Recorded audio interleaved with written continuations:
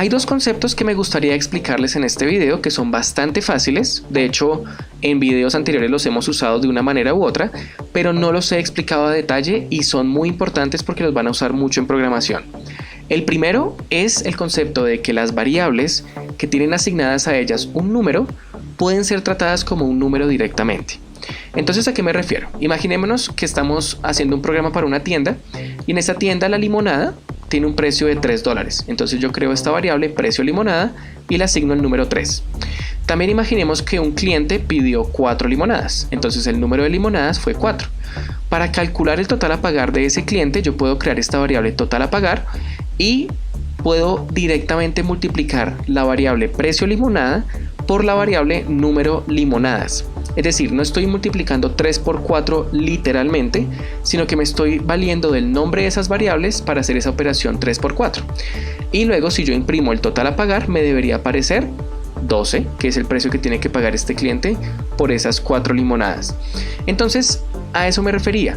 Cuando ustedes tienen una variable que se les asigna un número, esta variable se puede tratar como si fuera ese número. Esta variable vale 3 y esta variable vale 4 y se pueden multiplicar entre ellas.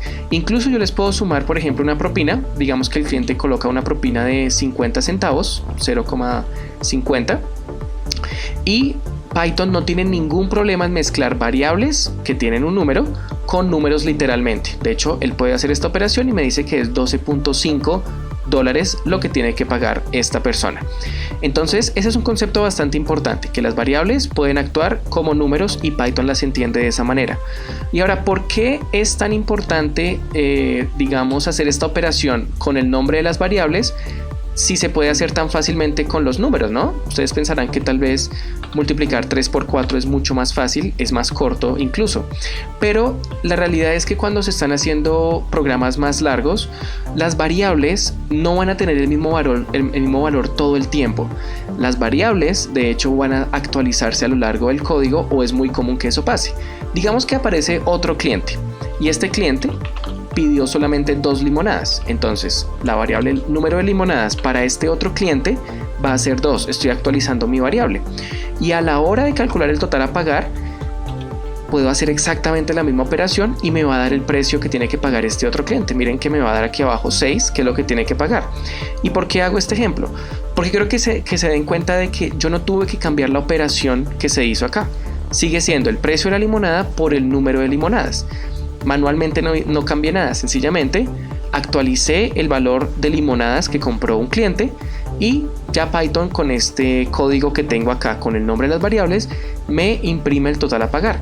Si llega otro cliente y me pide 20 limonadas, pues yo solamente con el mismo código, no tengo que cambiar nada en ese código, puedo saber cuánto tiene que pagar esa persona, que en este caso son $60. Entonces es bastante importante porque si no existieran las variables, tendría que hacer lo siguiente. Tendría que colocar en vez de precio limonada, 3 en todas estas operaciones y en vez de número de limonadas tendría que manualmente colocar aquí un 4, colocar aquí un 2 y colocar aquí un 20.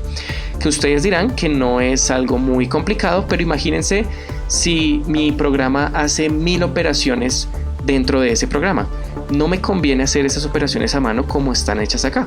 Me conviene más que tengan directamente el nombre de la variable para que no importa el valor que tenga esa variable guardada, Python siempre haga la misma operación y me dé el resultado que yo necesito en ese momento.